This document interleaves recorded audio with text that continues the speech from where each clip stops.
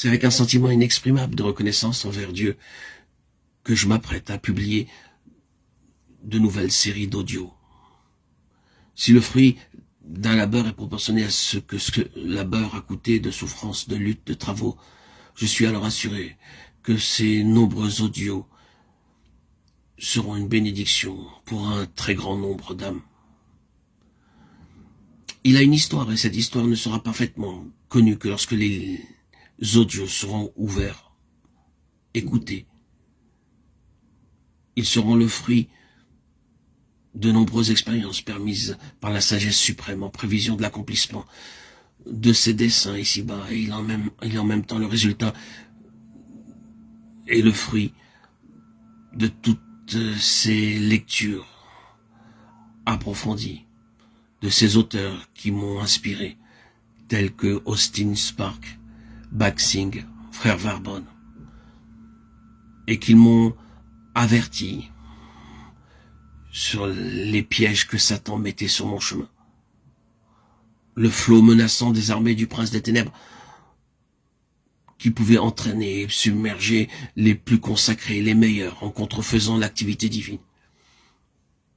Et ceux qui avaient discerné la vérité et vu le piège s'étaient jetés à genoux et avaient répandu devant Dieu leur prière angoissée.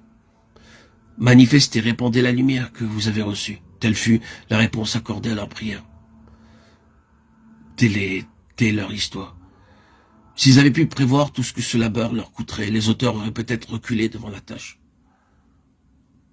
Avec toutes ces lectures accumulées, j'ai continué mon chemin, mon cheminement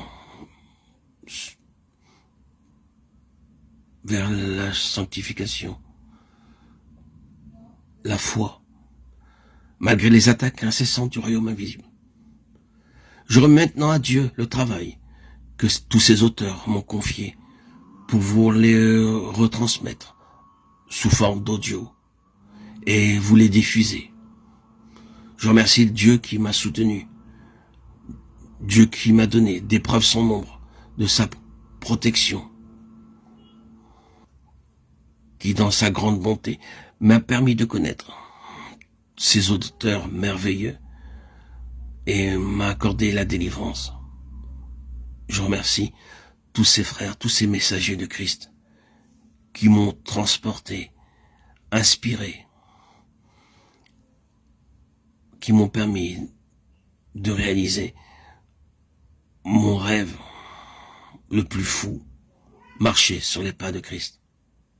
Sans doute il est possible que les vérités contenues dans ces audios soient parfaitement comprises de ceux qui ignorent les faits auxquels nous faisons allusion et l'immensité du besoin. Les quelques exemples modèles qu'ont été ces hommes ont été pour moi largement suffisants. Sans parler de leurs messages qui ont imprégné mon âme, tout mon être, en profondeur. Je me devais de les publier et de les diffuser, malgré les oppositions extérieures. Les diffuser pour moi était collaborer avec ces croyants, ces messagers de Christ, qui ont vécu au XXe siècle. En la diffusant, je pouvais traiter de l'action de Dieu dans l'homme et de ce que l'homme doit faire pour collaborer avec Dieu. Je remercie le Seigneur de m'avoir permis cette église Patmos, où j'ai rencontré, à travers toutes ces lectures, le véritable message de la saine doctrine, le message que Christ, à travers tous ces hommes, a voulu diffuser et transmettre. Je vais les partager avec vous. Sachez que c'est une bénédiction de connaître ces messages.